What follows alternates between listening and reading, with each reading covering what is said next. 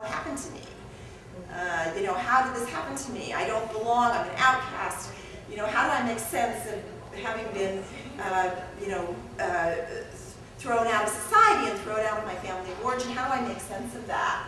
And so, I think it's really important clinically and personally to have a myth of meaning. And historically, this stuff was provided by, like, the family, school, religions, institutions in the society. The meanings of people's lives was provided by these institutions. And we've come to a place in the evolution of humanity that those things have are falling apart, and they've all fallen apart. Because we've developed enough ego strength at this point that each one of us is being called to separate from the group and the group mind and have our own individual myth of meaning. Which means our own, the translation of that is our own relationship to the deity, meaning the unconscious and the psyche. And that's the call presently. That's why things are falling apart. It's not like because it's terrible that things are falling apart. Things are falling apart because we're being forced into confrontation with developing our own individual relationship with our own unconscious and our own psyches. That's the place where we are evolutionarily. That's a myth of meaning I'm putting out, okay? That's not like, it's like that. This is the way it is, because I say so. It's not. Of course, I have kids who are like that. You will, you know, take this, but that's a myth of meaning, to say this is where we are evolutionarily. And it helps to have a myth of meaning like that, because then it's like, it's not like, oh my God, everything's falling apart, the world's going to hell. It's like, well, maybe it has to. Like, maybe I had to get cancer, you know, to like, you know, I don't want to glorify it, but, you know, in order to like get really serious about what it means to get initiated, and what it means to do this work, and to really be a lesbian. What are the stakes here? The stakes are really profound for all of humanity, not just for me personally, and to really take that seriously. And like, you know, not to just, and to be in some relationship with that. But when we look back at history, what kind of myths of meaning can we find? Where do we find lesbians in history? Anybody looked at history lately? Looking for lesbians? In all the wrong places. Right on! Looking in all the wrong places.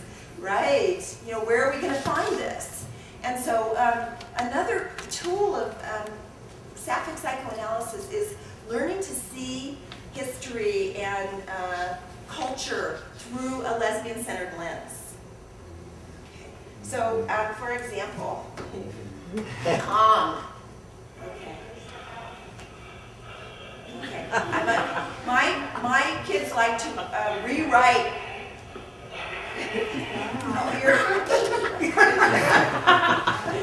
That's publicly vivifying for me. My kids like to think about Kong as a lesbian love story.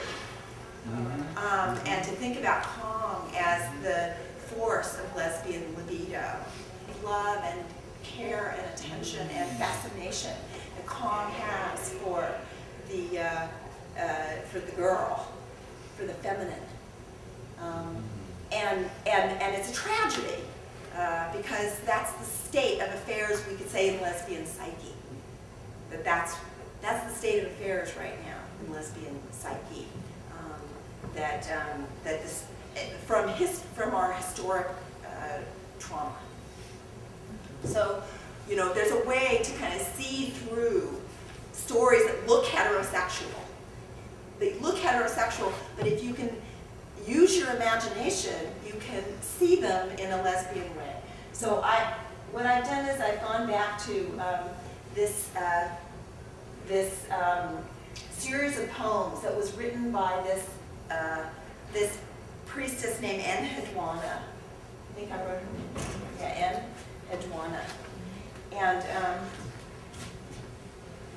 okay, so these poems were translated by Betty Deschamps Nidor, and she was a Sumerian high priestess And she wrote a series of poems to Inanna.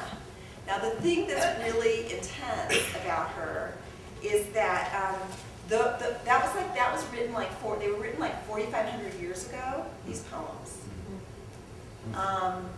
And the thing that's really intense is that she's the first known human who's an author, who has a name to us. In other words, she wrote, I, Enheduanna, sing the praises of Inanna. So the very first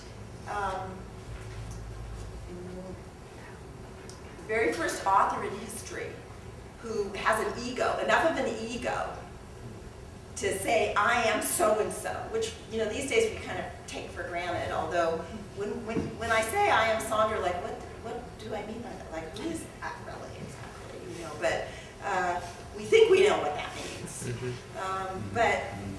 But she wrote, I, Enheduanna. Okay, so I'm a person here in relationship to this deity. And she's written a series of like incredibly profound love poems where she envisions herself as the bride of Inanna. Okay. It says, bride of yours, I am your captive.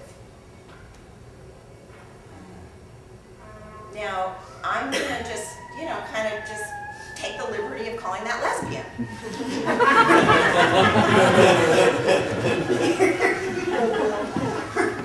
I know it's a lot of nerve, you know, when one woman talks about being, you know, turned on and the bride of another of the feminine, because if you read this, it doesn't actually say that. Oh, this is a lesbian relationship, you know, but there it is. You know, that takes a lot of nerve on my part to do that, but, you know, okay, I'm going to do it and it's in from a Jungian point of view, it's an act of imagination. Okay, I'm going to imagine that this is what this is. This is what's going on here. And I have really good reason to imagine it, and if I get a chance, I'll read you a little part here where she talks about how the priestess is called to become the priestess. But I don't want to bore you by reading here.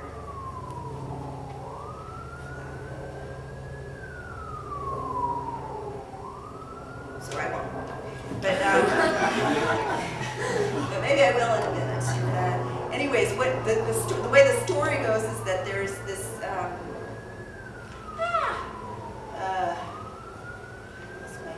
I feel ashamed. You don't want to read the poetry? Huh? You don't want to read the poetry? Okay, let me read the poetry a little bit. Okay. So this is Inanna, dressing a maiden within the women's rooms, embraces with full heart the young girl's handsome bearing.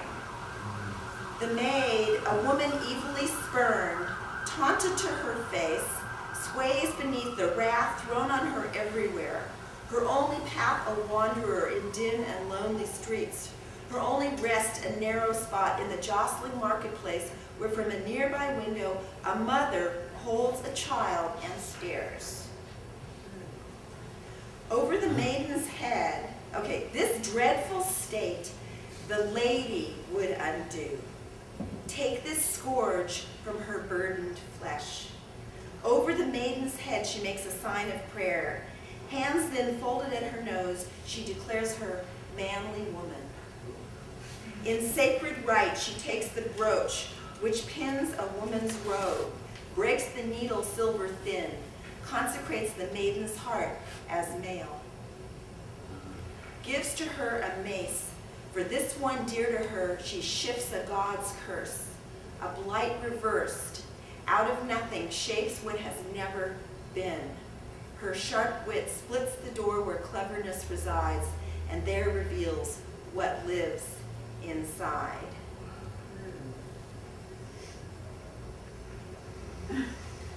That she refers to then a man who she reverses, she pins on him a woman's robe. And then she says, these two she changed, renamed Reed Marsh woman, Reed Marsh man, ordained sacred attendants of ecstasy and trance.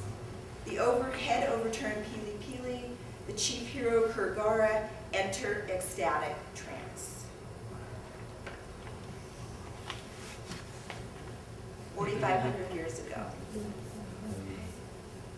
This is like the first written poetry by a person who says, I'm a person. So I'm going to take the liberty here of reading this as a lesbian story. So the point here that I want to make is that I don't think, I want to make, spin a myth of meaning here that says it's not an accident that the very first person to ever speak from the I was a woman engaged in relating to her psyche, to the feminine, lesbianically, to the feminine in her psyche.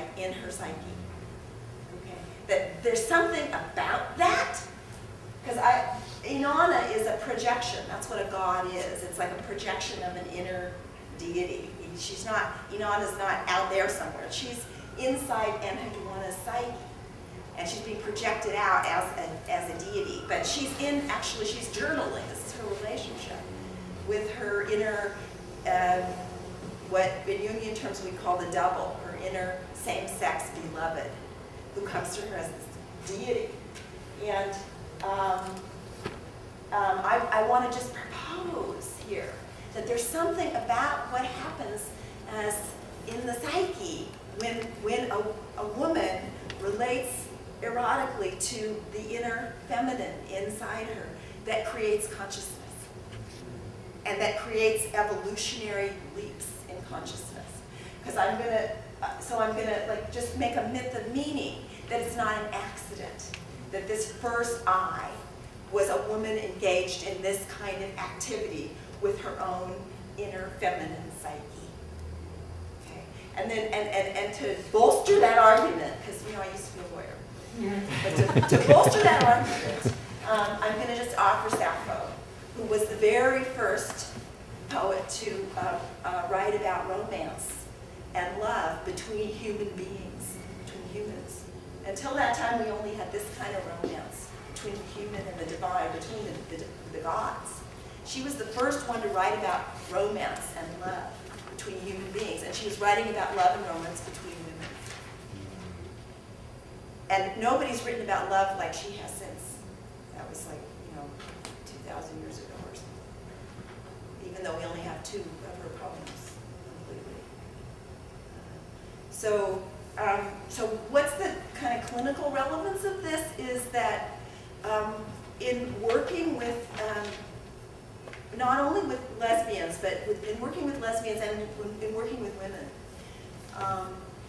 that the cultivation of this relationship with the psyche is like a birthright of lesbians, you could say, and a value in lesbian being, and something that is very, very much needed in the world today, and that as a clinician one can regard one's lesbian client through this kind of lens, because when the lesbian client comes into the room, it's like, I hate myself for being a lesbian. Although those words may not be spoken initially, but that's going to be there. Or I'm not a lesbian. Or I hate that I am a lesbian, or why did this happen to me? Those kinds of ideas. And as a clinician, if you can hold that actually there's this tremendous value, even if it's too much, for the client, in terms of, if you assess that that's like too much, you can't really bring it into the room and really talk about it, you can still regard your lesbian client as having this kind of value and potentiality. Exactly, potentiality. And okay, so those are like, that's the idea of Inanna and Enheduanna here. Okay, so now I want to talk a little bit about some of the theoretical ideas. Okay.